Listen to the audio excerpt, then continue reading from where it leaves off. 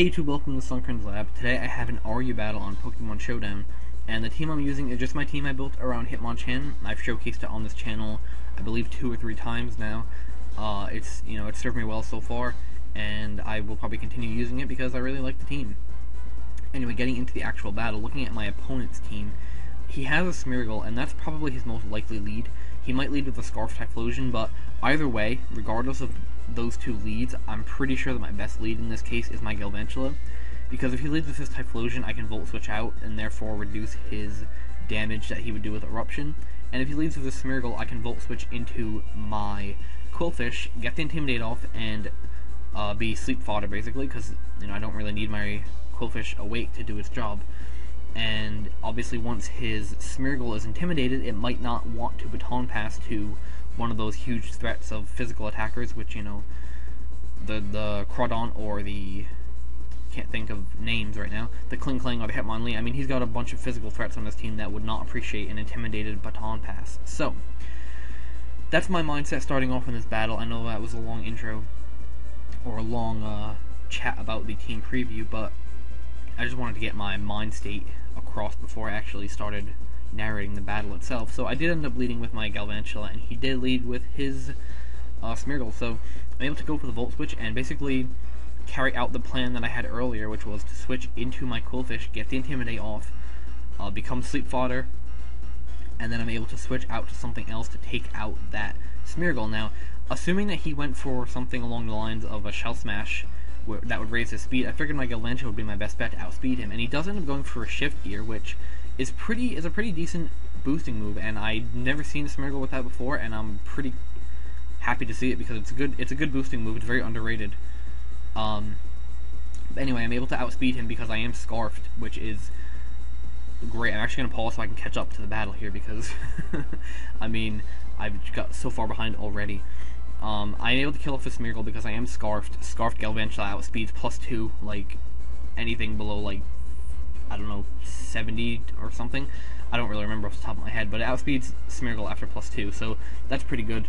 And I'm able to just take out with Smeargle, which allows me to not have something Baton Pass a +2 speed boost, which is always good because if Crawdaunt had +2 speed, it could easily go for Swords Dance and whatnot. And then he brings in his Lilligant, and I'm not sure why he brought in his Lilligant, but he brings it in anyway, and because he brought it in, I just went straight for the Bug Buzz. And he goes for a double switch out to his Typhlosion. I think maybe he was trying to scare me out with like a hidden power of some sort, but because I'm Scarfed and I have Bug Buzz, it's not really too much of a threat to me. But he does switch out into his Typhlosion, and he takes very little from the Bug Buzz, but it's just enough where he's not going to be able to do a lot of damage with Eruption. Or at least not enough damage where it would be better than Fire Blast, so I decided to switch out because I don't want to take a Fire Blast, obviously, and I switch into my Rotom, which is specially defensive, and now actually caught up with the battle.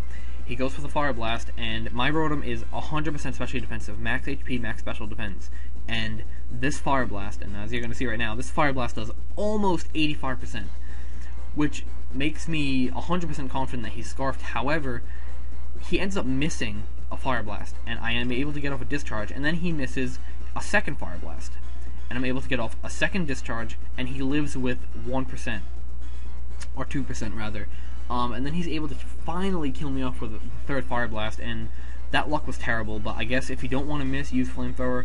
I don't know what to tell you. If you don't want to miss, use Ember, I guess, but point is that he's able to kill off my Rotom after 3 turns, and then I bring in my Crawdaunt thinking I could resist and set up a DD, but unfortunately he is able to take me out with Fire Blast from full health. It just shows the power of Typhlosion, I guess, so I do waste my Crawdaunt, but luckily for me, he does end up wasting his own Crawdaunt, bringing it in on my Hitmonchan's Mach Punch.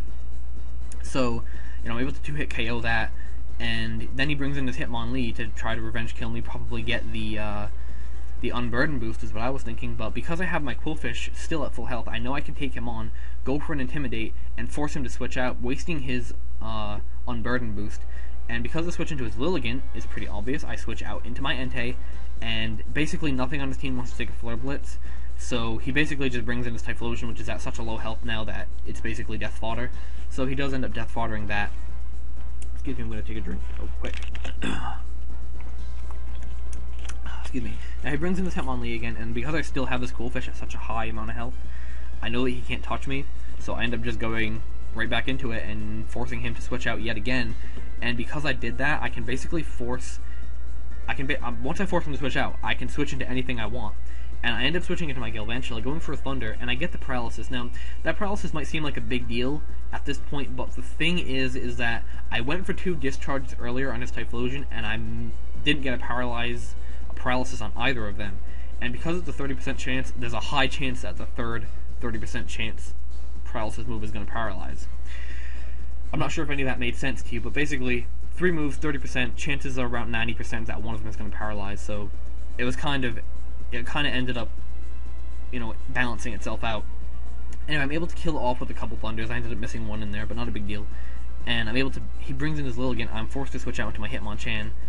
He goes for Hidden Power Rock, and I'm able to go for the Drain Punch after the next Giga Drain, and basically just take it out with repetitive Drain Punches, and it just shows how bulky Hitmonchan is and how powerful it is as well. Because it was able to take both of those Giga Drains relatively well, and hit back with 2 extremely powerful Drain Punches, actually survive that onslaught with enough health to go for a Mach Punch on this Hitmonlee, and basically just end the game there because my Entei has extreme speed, so it will be able to take out his Hitmonlee. So, that was a pretty straightforward game. There was nothing really too amazing there. I mean, that Typhlosion was a huge threat, and there was a few hacksy moments with the misses of Fire Blast and, the Paralysis and whatnot, but it was a pretty good battle in my opinion. I enjoyed playing it. I felt like I played relatively well, and I felt like the opponent played well enough where it was worth uploading. So anyways, thank you for watching, and I hope you enjoyed the battle. If you did enjoy, feel free to leave a like and a comment, and feel free to subscribe to my channel if you want to see more of my videos in the future. Once again, thanks for watching, and I will see you next time.